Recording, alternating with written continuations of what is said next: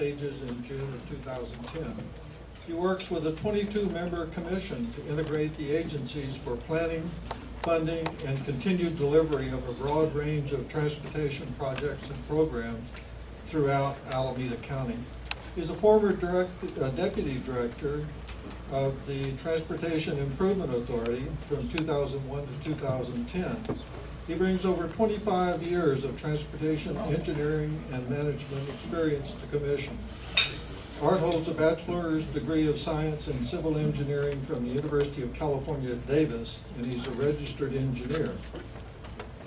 His talk today is delivering transportation solutions for a vibrant, livable Alameda County. Please welcome Arthur Dowd.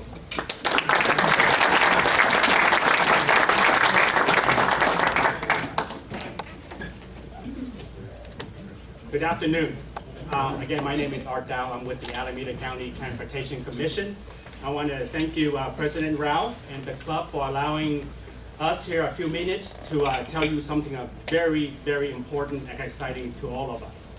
And that is, we want to tell you about the $7.8 billion transportation expenditure plan, countywide transportation expenditure plan, that will create jobs as well as relieve congestion and expand transit, or deliver more out here to the valley. And I will give you more detail on that in a moment. This $7.8 billion transportation expenditure plan will be funded through a sales tax initiative called Measure B1, will be on the ballot this November. I'm not here to tell you how to vote or ask you to support the sales tax measure.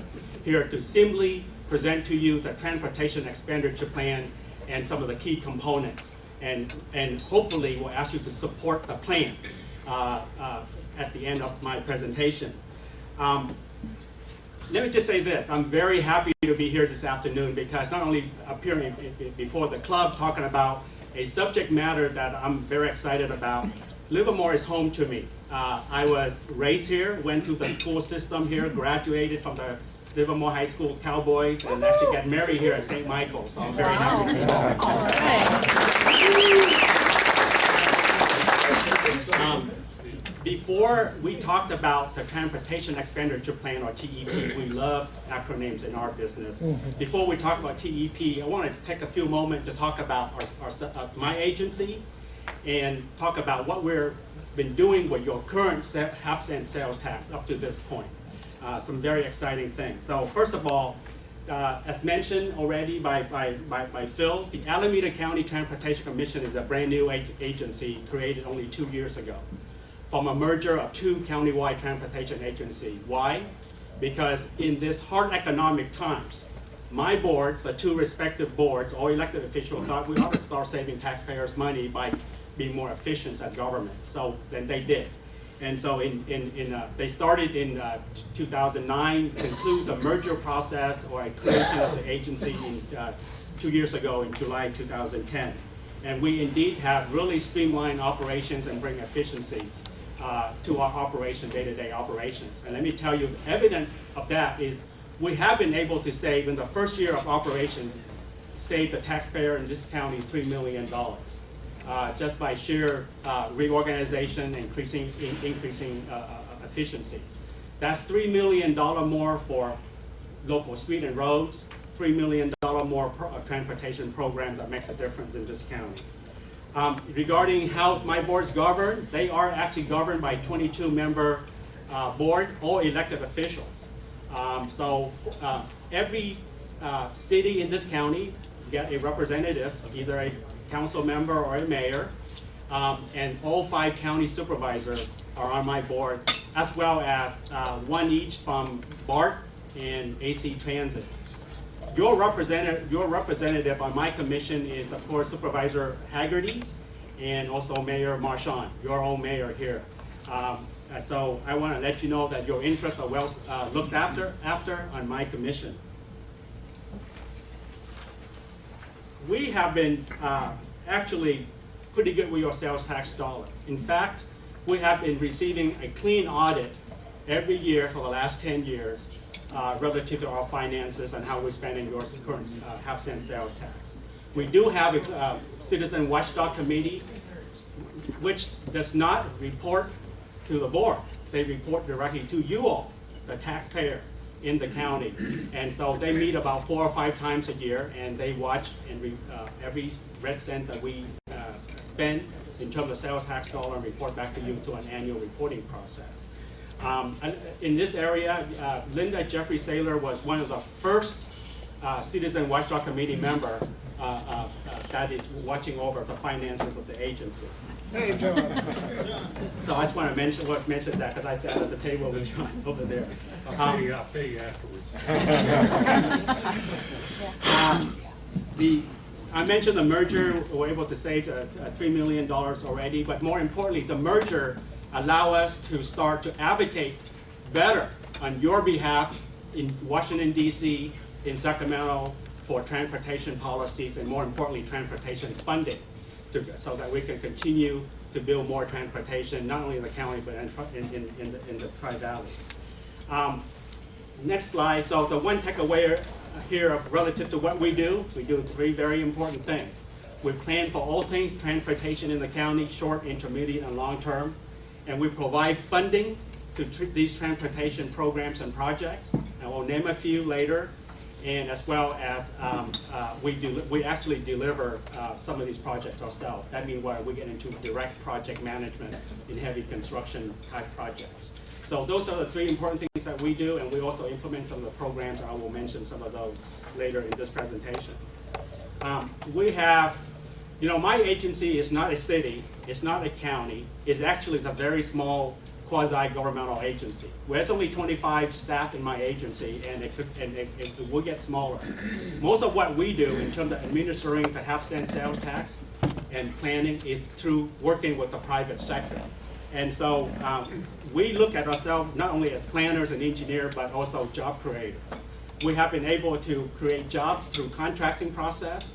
In fact, over the last decade, we have been able to our contracting program give that contract with a business to the amount of $495 million.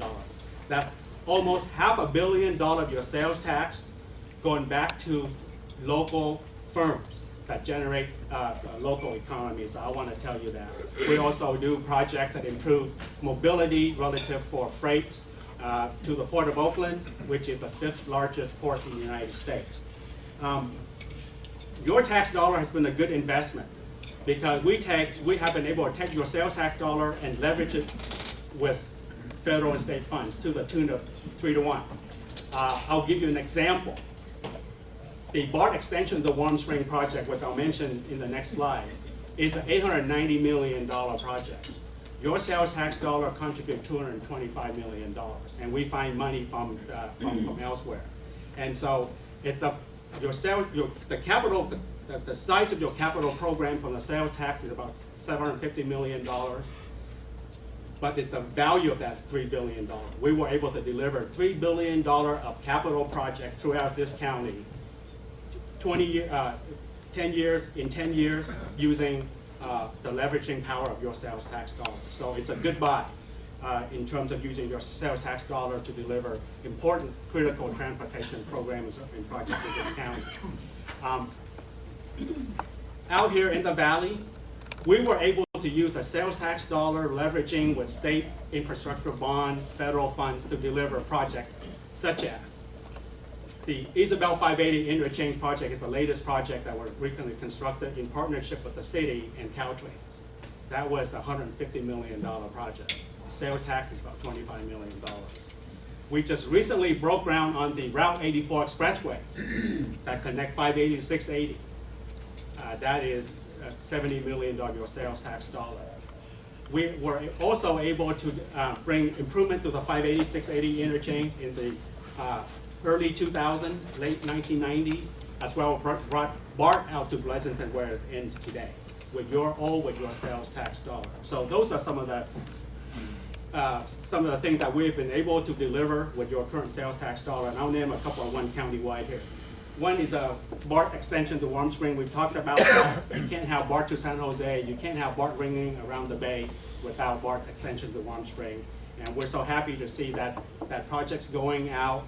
in construction in the midst of one of the worst economic crises that we've seen that create jobs, boots on the ground, engine humming, equipment moving, material moving.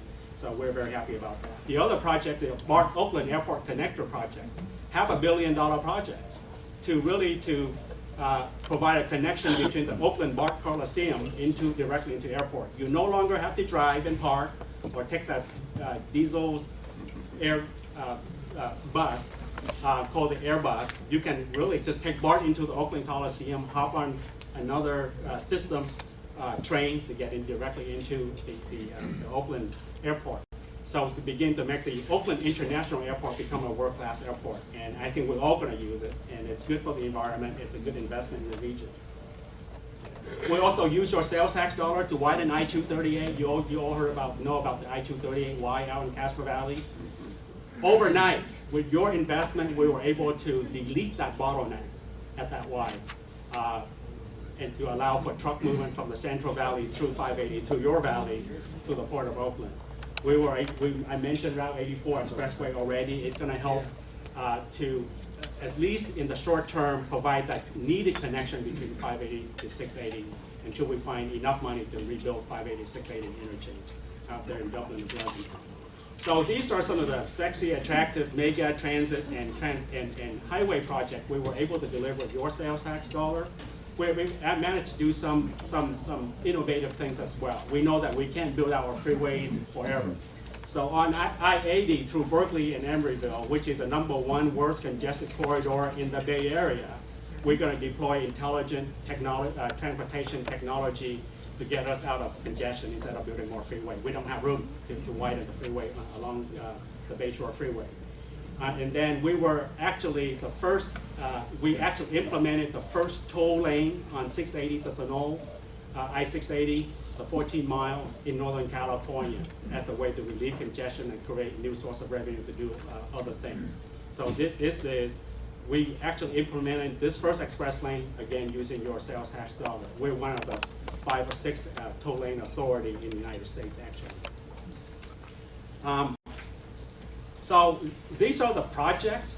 We also spend money to affect everyday individual mobility as well through programs. I know that this club is a big supporter of schools. So from a transportation perspective, we have a very progressive Safe Route to School program to get kids safely to school without their parents driving, because that's one of the biggest source of congestion in the morning. So we create programs called a Safe Route to School program to teach kids how to ride and walk and bike to school safely. We provide programs for them to fix their own bike and teach them the rules of the road, and so that they can walk and bike to school. It's also going to improve their health as well. You all heard about the obesity problem in this country, and so this is beginning to address that problem through active transportation. So that's one end of the spectrum. That's for the young kids. For our seniors and the people with disability, the largest, demographically, the segment of our population that is growing the fastest are the seniors. And we need to get ready to continue to provide mobility to our seniors, because we can't be driving, at some point in the future, we're gonna stop driving. We're gonna rely on either mass transit or specialized transportation. So currently, with the current half-cent sales tax, we provide a very robust funding for our paratransit program to move our seniors around, to get them to services, to doctor's appointment, to social events, and so on and so forth. And so we're very proud of that. We do that through travel training and provide subsidy to taxi services and so on and so forth. And then lastly, of course, we can't forget that our potholes are still out there. And so we are actually expending a significant amount of your sales tax dollar right now fixing the local street, potholes on local street, and keep them maintained. Because the buses use them, but the bicyclists use them, the cars use them. And so and these dollars actually is a direct allocation to the city so that their city councils can decide which city street to repair and maintain over time. All right, so those are the stuff that we've been able to do with the current sales tax dollar. There's a couple of issues that we're dealing with right now. we can't enjoy this success forever. There's a couple of things happening. The federal government in Sacramento actually are not really helping us substantially these days, at least for the last 6-7 years, relative to funding. This is not a heart attack chart. This is just to show you that the volatility and the decreasing amount of funding that we're getting from the federal and the state. So we need to start helping ourselves. That straight line that you see there, that's your sales tax dollars. Two things I want to point out. It's a high level and it's stable to allow us to continue to fund transportation in this county. And then the second issue that we're facing with is climate change legislation. These are mandates now. They are unfunded mandates, and so we have to begin to address how to bring transportation and housing closer together to get people to drive less, how to expand mass transit to improve the environment.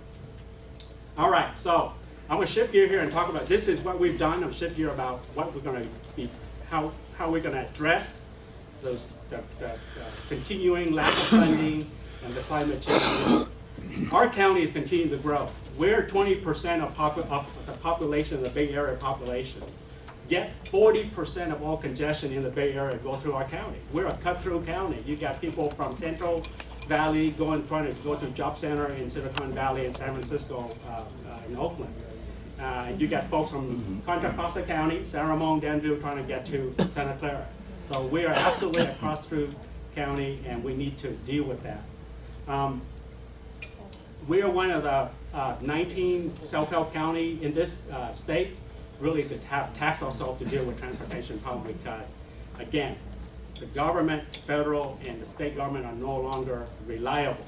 In fact, they are taking money away from us through the elimination of RDA, the redevelopment agency. They're taking more and more tools away from us to deal with our growth. So my board knowing all of this, they didn't sit on our hand. For the last 2 years, what they did is they embarked on a development of the $7.8 billion, next slide, $7.8 billion transportation expenditure plan. And then seek legislation to allow us to put the sales tax on the ballot one time in November of this year. And so this transportation expenditure plan was not created in a vacuum. It involved thousands of hours of public testimony and public decision-making process. Many of you in this room have participated in some of the public process when it comes to BART to Livermore. I know that. I've seen some of you at my board meeting. The point here is that this is a very good plan. We know that we need 2/3 support for the plan and also for the tax. And so we reached out across this county, and at this point, let me just say that we have unanimous support from all the cities in this county, as well as the Board of Supervisor, and many other supporter. The list is too long for me to tell you, and we have included all the supporter endorser, at least on our website at this point. I'll tell you how to go get some of this information. In terms of the transportation expenditure plan, I'll give you some key component here so you know what's in it. It's going to provide 48% or $3.7 billion to public transit. Of course, running the buses is important. In the northern part of the county, $1.8 billion going to go to maintaining and running the buses and also running BART. But also it's important.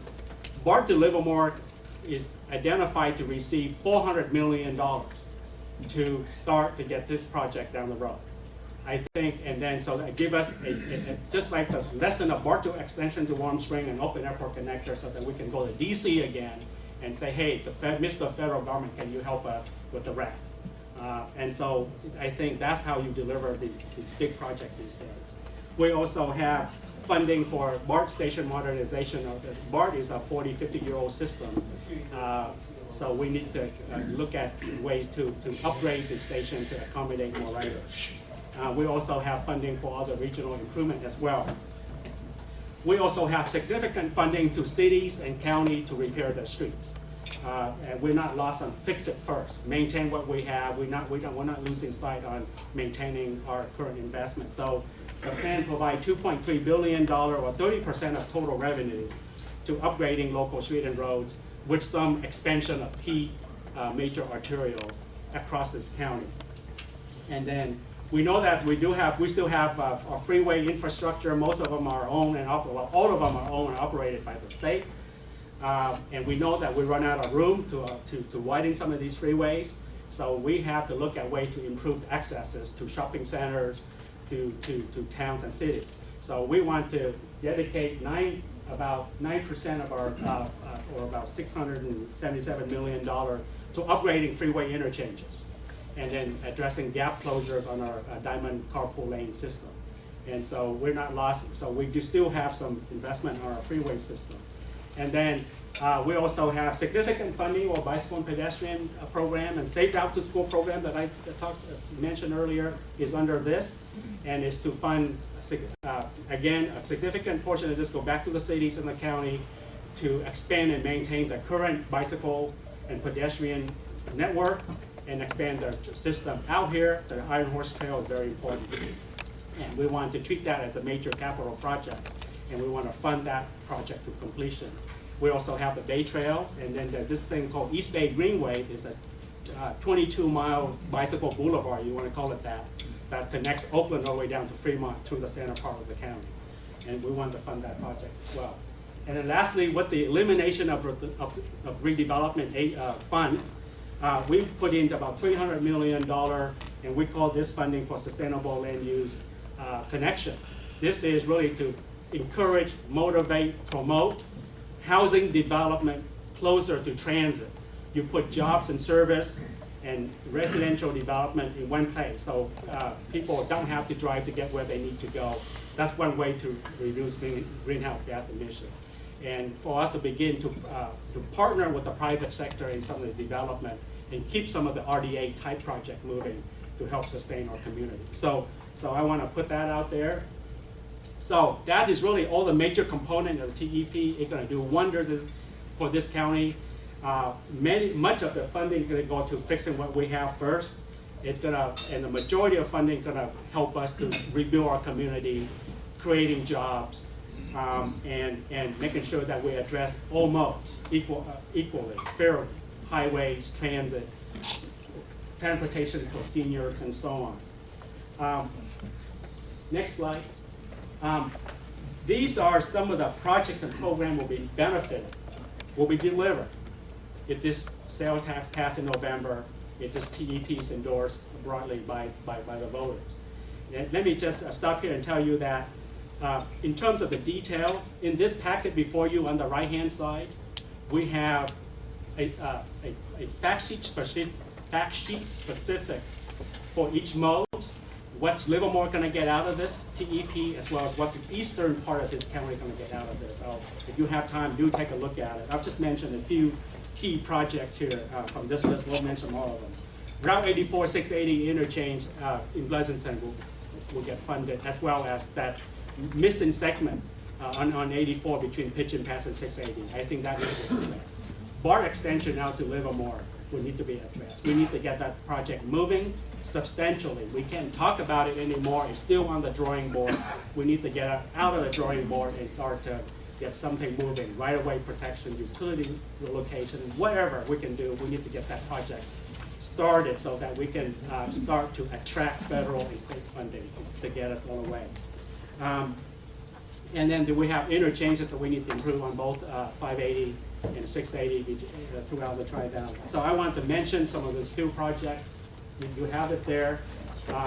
In terms of support, again, we have, right now, there is no known major opposition that we're aware of. Again, this is B1, the sales tax is with the Office of Registrar. It will be on the ballot, but in terms of the TEP, there is no known major opposition. In fact, everybody in this county, all the major organizations, all the major non-governmental agencies, as well as governmental agencies, have signed on, left and right. So we're very proud of it. We think this, again, this is, I want to leave this. This is as much about job creation, get us out of this economic crisis, as much as relieving congestion and expanding mass transit out here to this part of the Bay Area, of the county. We require 2/3 votes, and we're hopeful that you at least will endorse the transportation expenditure plan as a planning document that guide our investment for the next 30 years in this county. So that's the end of my presentation. Thank you for your time, and I see this question already, but I will leave it. Absolutely. He'll remain here for a while. You can. We got a few minutes yet. We got 5 minutes. We've got a couple people who get to join a new club called the President's Club. John Kenny, where are you? What are you doing with the speaker? Questions? Are you gonna ask questions? Did you get- Can questions wait till we're done here? No. I should be here. No. Okay. Yes, sir. I serve as the president's planning. Yes, sir. What part of our income tax now goes to support all this wonderful work? Again, this is not an income tax. I'm What part of sorry, the? your sales tax. Okay, currently, you're paying 8.75 cents for every dollar on sales tax, 8.75%. Of that 8.75%, half of that cents go to transportation. Half a cent? Only half. Half a cent go to transportation in this county. And only transportation, not general funds, and state cannot take it away. And so if the sales tax initiative passed in November, you go to 9.25 cents. Again, the state cannot take it away, and it can be dedicated solely to the expenditure plan projects, which the voters will vote on as well. Keep it here. Yes, sir. Yeah, you showed the leverage that we get with our sales tax, but with the state of California so broke, can we expect to get any help from them in the future? The answer is yes. As I mentioned, it's for the last 5 or 6 years, we have not seen that leveraging. So the leverage power that you've seen is go beyond earlier than the 6 years, but we're just delivering these projects now. We were very fortunate. That doesn't mean that the state or the federal is not going to come back at some point in the horizon. And so we should expect that. One of our jobs at this agency is continue to go to DC every year, Sacramento more than once a year, to advocate for funding. And so I think, and we're getting our partner to come along with us as well. So the answer is we should expect similar leveraging in the future, especially for Bart to live more. We will not be able to do this alone. Question?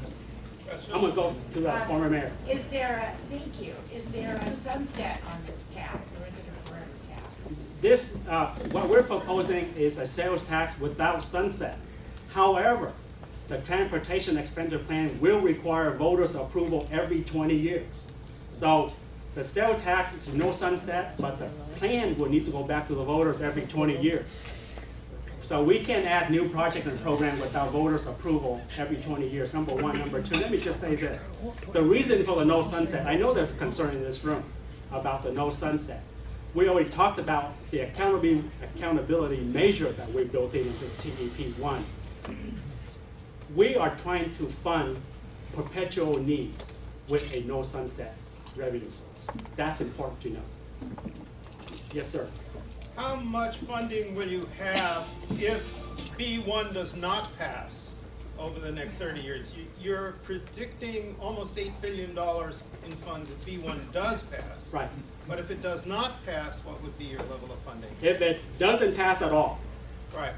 over the next 30 years, our best hope, I would not guarantee this, our best hope is about $2 billion coming from federal and state government. What $2 about billion over 30 years divided by 14 cities and counties, knowing that we have $30 billion of needs. And so, and I can tell you that Bart would not go to Livermore if we don't pass.